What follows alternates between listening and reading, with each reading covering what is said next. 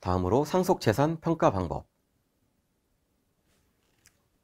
원칙은 이제 시가로 평가해요. 사망일 전후 6개월 이내 시가. 여기 이제 이날 사망을 하면은 전 6개월, 후 6개월. 요때 이제 이 부동산 평가예요. 이게 쉽게 말하면은 사망을 해서 이제 재산을 확정을 해야 되는데 부동산이 이게 얼마짜리인지 확정을 해줘야 될 거 아니에요. 부동산이 가령 아파트 같은 경우면 이제 시가가 있어요. 아파트 같은 경우는 이제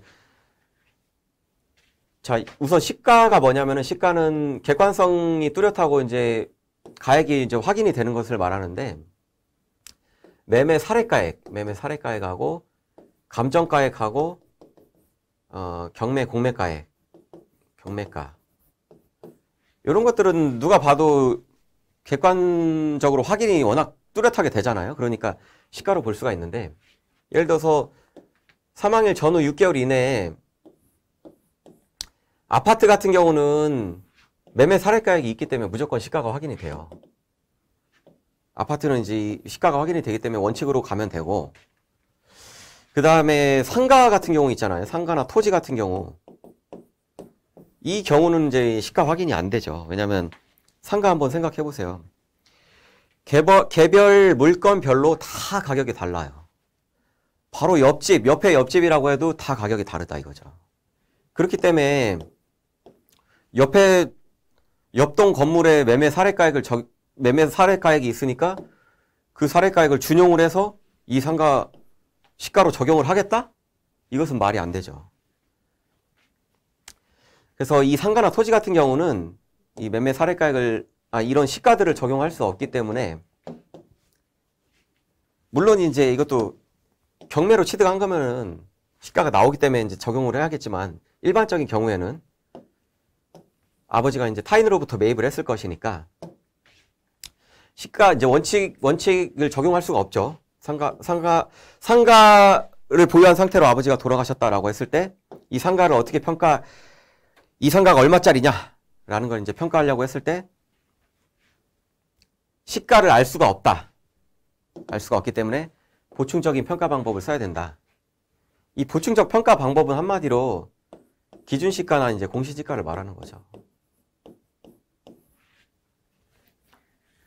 보통 기준시가나 공시지가는 뭐 시가의 뭐 한 5, 60% 혹은 뭐 60, 70% 이렇게 되잖아요.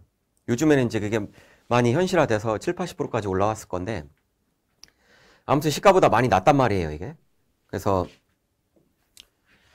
아파트 같은 경우는 시가가 확인이 되기 때문에 매매 사례가액이 확인이 되기 때문에 이건 빼도 박도 못해요. 아파트는 뭐 내가 가액을 줄이고 싶어도 줄일 수가 없어요, 도저히. 근데 상가는 실제 가액은 이게 10억짜리인데 국세청에서 공시한 기준시가를 보니까 뭐 6억이다. 기준시가가. 그러면 아버지가 상가를 남기고 돌아가셨다. 그러면은 상속재산을 10억으로 해가지고 집어넣어야 되냐? 6억으로 집어넣어야 되냐? 6억으로 집어넣는다라는 거죠. 상가는 아파트와는 달리 매매 사례가액 같은 그런 시가가 확인이 되질 않는다. 그래서 어쩔 수 없이 보충적 평가 방법을 쓰게 되는데 그 경우에는 아주 작은 기준시가나 공시가액을 쓰기 때문에 요것이 이제 상속재산이 합산이 된다. 그러면 이제 납세자 입장에서는 더 유리하겠죠. 작은 게 합산이 되면 상속세가 덜 나올 테니까. 자, 근데 여기서 기준시가가 있다라 그래서 이제 무조건 이걸 쓰면 안 되고 이 임대차 평가하고 근저당 평가법 두 개를 비교해서 큰 게 있으면은 그걸로 써줘야 돼요. 이제 국세청에서 이게 너무 낮으니까 그걸 방어하기 위해서 뭐 만든 규정이라고 생각하면 돼요.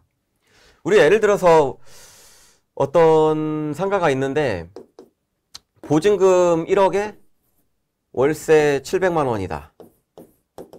이런 상가가 있을 수 있잖아요.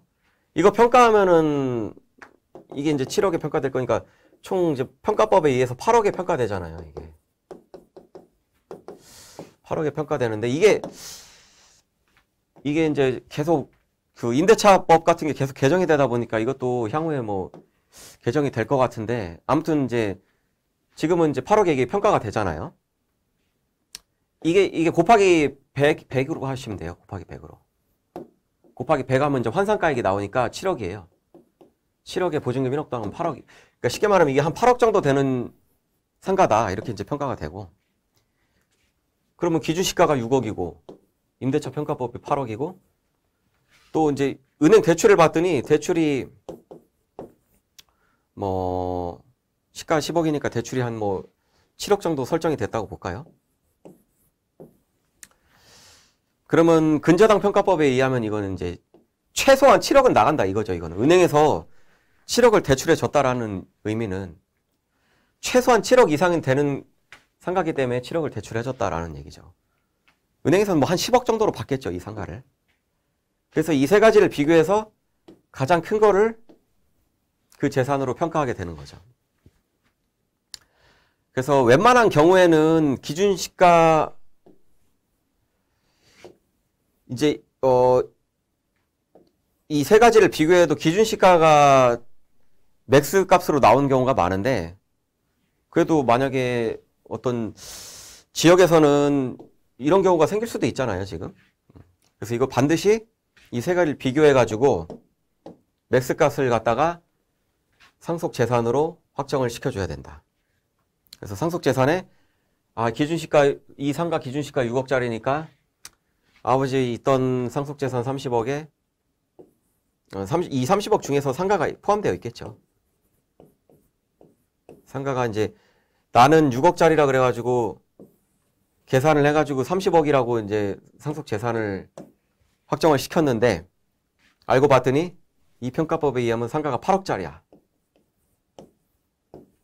그러면은 이제 2억이 늘어났잖아요. 그러니까 결국엔 재산은 32억이라는 얘기죠. 이렇게 되면. 국세청에서는 32억을 재산으로 확정해서 부과를 하게 된다. 상속세를.